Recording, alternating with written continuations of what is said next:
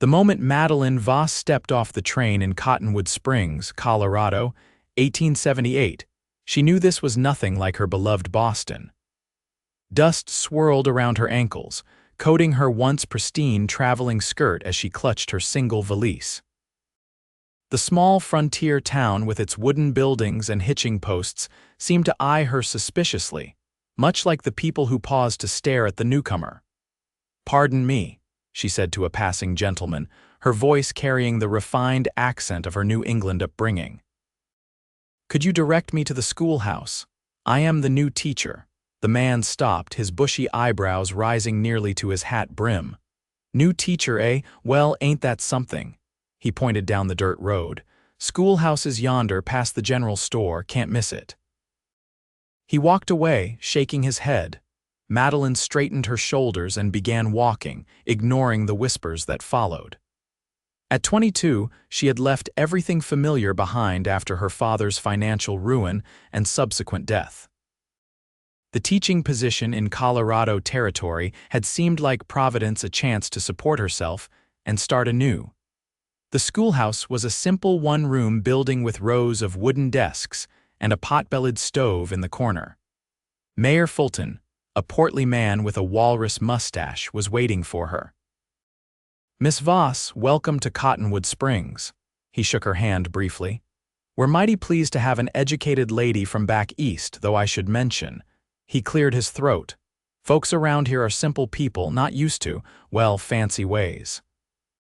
"I assure you, Mr. Fulton, I am here to teach, not to impress anyone with fancy ways," Madeline replied. "Right, right." He nodded, though his expression remained doubtful. "Mrs. Peterson at the boarding house has a room ready for you. School starts Monday next." That evening at the boarding house, Madeline met her fellow boarders, two elderly sisters, a traveling salesman, and the local seamstress. The conversation flowed pleasantly until Madeline spoke at length about her journey west. "My word," said Mrs. Peterson, setting down her fork with a clatter. "That accent of yours is thicker than molasses in January. Children won't understand a word you're saying." "I beg your pardon." Madeline felt heat rise to her cheeks. "She means you talk like you've got a silver spoon stuck in your mouth, honey," the seamstress, Miss Haywood, clarified with a laugh. "Might want to learn to talk normal before Monday." Madeline forced a smile. "I assure you my diction is perfectly clear." The next few days proved challenging as Madeline prepared for her first day. Every interaction in town seemed to result in confused looks or poorly hidden smirks. At the general store, the proprietor had to ask her to repeat herself 3 times before understanding she wanted stationery supplies. The blacksmith's wife openly laughed when Madeline pronounced water with her Boston inflection. By Sunday evening, her confidence was shaken. Standing before her small mirror, she practiced speaking differently, trying to flatten her vowels and sharpen her consonants into something more resembling the local dialect. The results were disastrous, a strange hybrid that sounded like neither Boston nor Colorado. Monday morning arrived with clear skies and Madeline's stomach in knots. 26 students of varying ages filled the schoolhouse, eyeing her with curiosity. She introduced herself, striving to minimize her accent. "Good morning, students. I am Miss Voss, your new teacher." A boy in the back row snickered. "She talks funny," he stage whispered. Madeline pressed on, distributing primers and explaining her expectations. The morning progressed reasonably well until she began reading aloud from a history text. Within moments, the classroom erupted in giggles. "Silence," she commanded, her voice rising. This only made her accent more pronounced, eliciting more laughter. That afternoon, several parents arrived at the schoolhouse door, Mayor Fulton among them. "Miss Voss," he began awkwardly, "some concerns have been raised about my teaching methods." "I assure you about your manner of speaking," he interrupted. "Parents are worried the children will pick up improper speech habits. Perhaps if you could tone it down." "Tone down my accent?" Madeline felt indignation rising. "I cannot simply change the way I speak overnight." 3 days later, after similar confrontations and growing hostility from the town, Mayor Fulton reluctantly asked for her resignation. "Perhaps teaching isn't the right fit for Cottonwood Springs," he suggested, not meeting her eyes. "We'll pay your salary through the month." Devastated, Madeline packed her belongings. Mrs. Peterson, clearly uncomfortable with the situation, suggested she might find work at the Double R Ranch about 5 miles outside of town.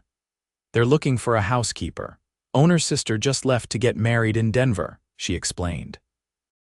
"It ain't teaching, but it's honest work, and you'd be away from town gossip." With few options and dwindling funds, Madeline swallowed her pride and set out for the Double R the next morning. The dusty road stretched before her, winding through scrubby hills and meadows dotted with wildflowers. The June sun beat down mercilessly, and she was beginning to regret her decision when the ranch house finally came into view, a substantial 2-story structure with a wide porch, surrounded by several outbuildings. As she approached, a man emerged from the barn, leading a magnificent chestnut horse. He was tall and broad-shouldered, dressed in worn denims and a faded blue shirt, his cowboy hat pulled low against the sun. When he spotted her, he paused, then secured his horse to a post and walked toward her. "Can I help you, madam?" His voice was deep, with a slight drawl that somehow sounded more musical than provincial. "Good afternoon." Madeline straightened her shoulders. "I was informed that the Double R Ranch is in need of a housekeeper. I would like to apply for the position." His eyebrows rose slightly at her accent, but unlike the townspeople, no mockery followed. He studied her for a moment, her city clothes now dusty from the journey, her valise clutched tightly in gloved hands. "I'm Quentin Ryder," he said finally. "This is my ranch and you are Madeline Voss." "Until recently, I was employed as the schoolteacher in Cottonwood Springs." "Until recently?" He tilted his head, curious. Madeline hesitated, embarrassment washing over her. "I was asked to resign. The townspeople found my accent objectionable." To her surprise, a slow smile spread across his sun-bronzed face. "They let you go because of how you talk. They feared I would teach the children improper speech habits," she explained stiffly. Quentin Ryder shook his head, the smile fading to something like disgust. "That sounds like Cottonwood Springs, full of people who fear anything different," he gestured toward the house. "Come on in, Miss Voss, let's talk about that position." Inside, the ranch house was surprisingly well appointed, with solid furniture and tasteful decorations that spoke of prosperity and refinement. "My sister kept the place in order," Quentin explained, offering her a seat in the parlor. "Since she left, things have gotten a bit chaotic. I've got 3 ranch hands who live in the bunkhouse, and we're all hopeless when it comes to cooking and cleaning." "I see," Madeline nodded. "I should be honest, Mr. Ryder. While I can cook and clean adequately, I was trained as a teacher. My domestic skills are not exceptional." "Can you make coffee that doesn't taste like mud? Cook beans that aren't burned to the pot? Keep the place from looking like a cyclone hit it?" When she nodded, he smiled again. "Then you're already ahead of us. The position includes room and board plus $20 a month. Your quarters would be the room at the back of the house private entrance, adjacent to the kitchen." It was less than half her teacher's salary, but with room and board included, it would allow her to save money. And it would give her time to plan her next move.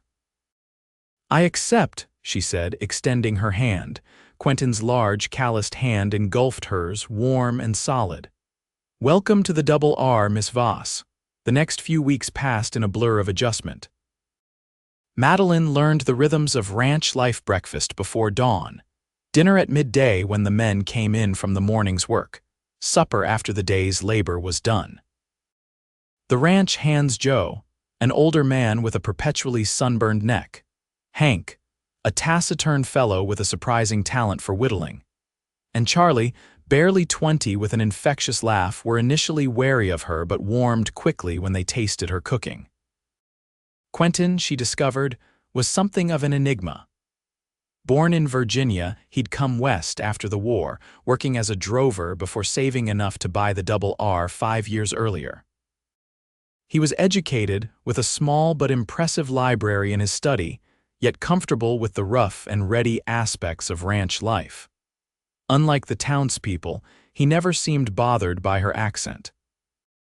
In fact, sometimes she would catch him listening to her with a peculiar expression, as though her words were somehow pleasing to him. One evening, about a month into her employment, Madeline was setting out supper when the men came in, laughing about something. Quentin entered last, removing his hat and running a hand through his dark hair. "Miss Voss," he said, "we'll need an extra plate tonight. We have a visitor." Behind him stood Mayor Fulton, looking distinctly uncomfortable. He nodded stiffly. "Miss Voss." "Mayor Fulton," she acknowledged, keeping her voice neutral as she set another place. During the meal, the mayor explained he was there to discuss the cattle drive to Denver planned for the fall.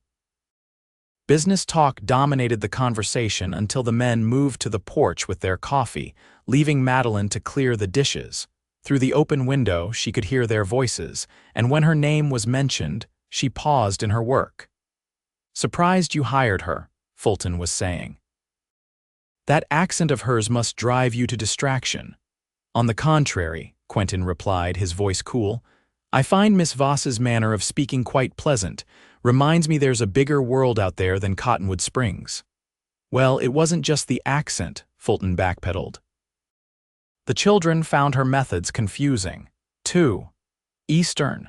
Seems to me," Quentin said slowly, "that exposing children to different ways of speaking and thinking might be exactly what education should do." The conversation moved on, but Madeline remained standing at the sink, hands submerged in soapy water, a strange warmth spreading through her chest. Later that night, after everyone had retired, Madeline sat on the small bench outside her room, enjoying the cool night air. The sound of footsteps made her look up to see Quentin approaching. "Mind if I join you?" he asked. She gestured to the space beside her.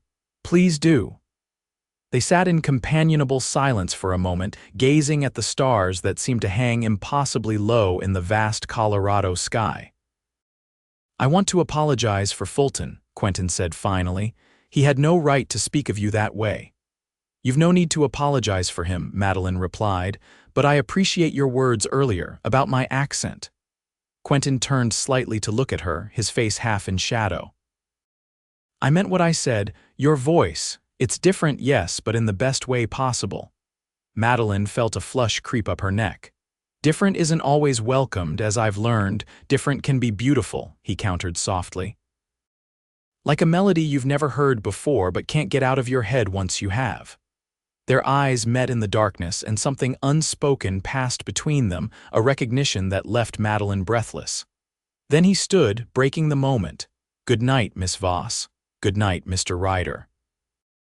As summer progressed into autumn, Madeline found herself settling into ranch life with unexpected ease.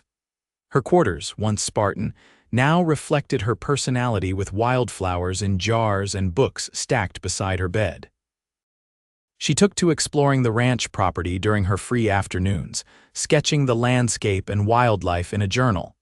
It was during one such expedition that a sudden thunderstorm caught her unawares. Racing for shelter, she slipped on the muddy path and twisted her ankle. The pain was immediate and intense, leaving her stranded over a mile from the ranch house as rain poured down. Just as panic began to set in, she heard hoofbeats approaching. Quentin appeared on his chestnut gelding, concern etched on his features. "Madeline." It was the first time he'd used her given name. He dismounted quickly, kneeling beside her. "Are you hurt, my ankle?" she grimaced. "I was foolish, not watching the weather." Without hesitation, he lifted her into his arms and placed her on his horse, then mounted behind her. The ride back was a blur of sensations, the warmth of his chest against her back, his arm secure around her waist, the scent of leather and rain and something uniquely him. At the ranch house, he carried her inside, calling for hot water and bandages. With gentle hands, he removed her muddy boot and examined her ankle. "It's not broken," he pronounced. "A bad sprain, though. You'll need to stay off it for a few days." Over the next week, as Madeline was confined to the house, Quentin proved an attentive caretaker, ensuring she had books to read and checking on her frequently between ranch duties. Often, he would sit with her in the evenings, telling stories of his travels or discussing books they had both read. During one such evening, the conversation turned to their pasts. Madeline found herself sharing the story of her father's financial ruin and death, how she had been forced to make her own way in the world. "I had a choice between marriage to a man 30 years my senior or finding employment," she explained. "The teaching position seemed the better option." "And now," Quentin asked, his eyes intent on her face. "Do you regret coming west?" Madeline considered the question. "I regret the reception I received in town, but not the journey itself," she smiled slightly. "Had I not been cast out for my accent, I would never have found the double R, never have met." She trailed off, suddenly self-conscious. "Never have met," he prompted, leaning forward. "You," she finished simply. "And the others," she added hastily. A slow smile spread across his face. "I'm mighty glad you found your way here too, Madeline Voss." The following day brought an unexpected visitor to the Double R. Sarah Miller, a young widow who owned the millinery shop in Cottonwood Springs. Madeline, now able to move about with a cane, was preparing lunch when Sarah arrived. "Miss Voss," Sarah greeted her with a genuine smile. "How lovely to see you recovered. The whole town heard about your accident." Quentin appeared from his study. "Mrs. Miller, welcome. What brings you out to the ranch today?" Sarah's cheeks colored slightly. "I've brought some mail that arrived for you in town. And I wanted to speak with you about the Harvest Festival Committee." Madeline excused herself to finish lunch preparations, but not before noticing the appreciative glance Sarah directed at Quentin. A surprising pang of jealousy shot through her. Over lunch, it became apparent that Sarah had taken a keen interest in Quentin. She laughed at his every comment, touched his arm repeatedly, and mentioned at least 3 times how she had been thinking of him lately. "The festival needs strong men to help with the setup," Sarah was saying. "I told the committee you'd be perfect to lead that effort, Quentin." "I'll have to check my schedule," he replied noncommittally. "The cattle drive preparations take priority." "Oh, but surely you can spare 1 day for the town." Sarah's voice took on a cajoling tone. "I would be ever so grateful for your assistance.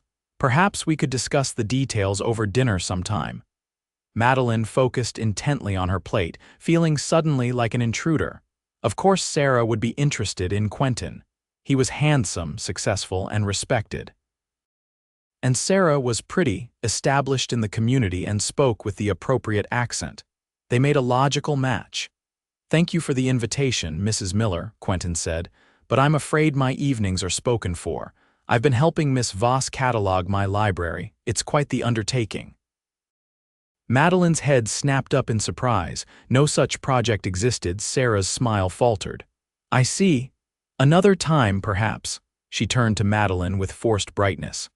"How fortunate you are, Miss Voss, to have found such a suitable position after leaving the school." The implication was clear. Madeline had been demoted from teacher to servant, and Sarah was reminding her of her place. "I consider myself very fortunate indeed," Madeline replied evenly. "Mr. Ryder has created a most welcoming home here." After Sarah departed, Madeline confronted Quentin in the kitchen. "You didn't need to fabricate an excuse on my behalf, Mr. Ryder. I'm perfectly capable of occupying my evenings alone." Quentin leaned against the doorframe, arms crossed. "It wasn't an excuse, and it wasn't on your behalf. I genuinely have no interest in dining with Sarah Miller. She's considered quite a catch in town," Madeline pointed out. "Attractive, respected, and speaks with the proper frontier inflection." A slow smile spread across his face. "Is that jealousy I detect in your tone, Miss Voss?" Madeline felt heat rise to her cheeks. "Certainly not. I merely observe that she seems quite interested in you, and as a single man of means, he interrupted, stepping closer, "I believe I'm entitled to be interested in whomever I choose. And Sarah Miller, for all her local respectability, doesn't interest me in the slightest." "And who does interest you?" The question escaped before Madeline could reconsider its propriety. Quentin's gaze held hers, intensity radiating from his blue eyes. I think you know the answer to that, Madeline. Before she could respond, Charlie burst through the back door. Boss, that new mare's foaling and there's trouble. The moment shattered as Quentin hurried out, leaving Madeline with her heart pounding and her thoughts in disarray. The cattle drive to Denver was scheduled for early October, and as the date approached, activity at the Double R increased tenfold. Additional hands were hired temporarily, supplies were gathered, and the chosen cattle were separated from the main herd. Quentin was everywhere at once, overseeing preparations, troubleshooting problems, and working alongside his men from dawn until well past dusk. Madeline found herself busier than ever, preparing food for the increased workforce and ensuring supplies were properly inventoried. There was little time for private conversations, though sometimes she would catch Quentin watching her across the busy dining room, a question in his eyes that remained unasked. The evening before his departure, Madeline was packing food provisions in the kitchen when Quentin entered, closing the door behind him. "Everything's ready," he said. "We leave at first light." "I've packed enough cornbread and jerky to last the first few days," she replied, keeping her tone businesslike. "The rest of the supplies are loaded on the chuck wagon." Quentin nodded, then took a step closer. "Madeline, before I go, there's something I need to say." Her heart quickened. "Yes. I'll be gone for nearly 3 weeks. While I'm away, I'd like you to consider something." He paused, seeming to gather his thoughts. "When I return, I'd like to court you properly, if you're amenable." Madeline's hands stilled on the package she was wrapping. "Court me?" "Yes. Though I realize it might seem inappropriate given our current arrangement. I'm your employer and there's a certain power imbalance in that." He ran a hand through his hair, a rare gesture of uncertainty. "If you'd prefer to maintain a strictly professional relationship, I'll respect that completely, but I wanted you to know my intentions." "Your intentions," she repeated, still processing his words. Frustration flashed across his features. "Damn it, Madeline, I'm making a mess of this. What I'm trying to say is that I care for you, more than I should, probably. Your voice, your mind, your spirit, everything about you has become essential to me." He took a deep breath. "I don't expect an answer now, just think about it while I'm gone." Before she could formulate a response, he leaned forward and brushed his lips against her cheek, then turned and left the kitchen, leaving her standing amid half-packed provisions with her fingertips pressed to her cheek. The following weeks were the longest of Madeline's life. With most of the men gone on the cattle drive, the ranch was eerily quiet. She kept busy with deep cleaning projects and mending, but her thoughts constantly returned to Quentin's words and that brief, tender kiss. Did she want him to court her? The answer was an unequivocal yes, but concerns lingered. What would happen when the townspeople learned of their relationship? Would they mock him for his choice? Would her accent, so despised in Cottonwood Springs, eventually grate on him as well? And yet, he had called her voice a melody, had defended her to Mayor Fulton, had chosen her company over Sarah Miller's. 2 weeks into Quentin's absence, an early snowstorm blew through the region. Madeline worried about the cattle drive, knowing such weather could be disastrous. Her fears were confirmed when Hank returned alone 3 days later, his horse exhausted and his expression grim. "Blizzard caught us in the foothills," he explained, warming his hands by the kitchen stove. "Lost about 30 head. Boss sent me ahead to let you know they're delayed but coming." "He's fine," he added, seeing her concern. "Took a fall when his horse spooked, but nothing serious, just a bruised shoulder." Relief washed over her, followed by renewed anxiety about seeing Quentin again. Had he changed his mind during their separation? Had the harsh journey made him reconsider the complications of courting his housekeeper? 4 days later, the remainder of the cattle drive returned. Madeline stood on the porch, watching as the weary men dismounted in the yard. Quentin was among the last to arrive, his face weather-beaten and tired, but breaking into a smile when he spotted her. "Welcome home," she called, her accent carrying clearly across the yard. He handed his reins to Charlie and strode toward her, removing his hat as he climbed the porch steps. "It's good to be back," he said simply. That evening, after the men had eaten their fill of the welcome home feast Madeline had prepared, Quentin asked her to walk with him. They strolled to the corral fence, where the moon cast long shadows across the packed earth. "Did you think about what I asked?" Quentin's voice was quiet, hesitant. Madeline nodded, gathering her courage. "I did. I thought of little else, in fact." "And?" "I would be honored if you were to court me," she said, her accent making the formal words sound even more proper. "But I have concerns." Quentin leaned against the fence rail, giving her his full attention. "Tell me. You know how the town reacted to me, to how I speak, to my Eastern ways. If we were to begin a courtship, you would face the same ridicule by association. Your business relationships might suffer. People like Sarah Miller might—" "Madeline," he interrupted gently.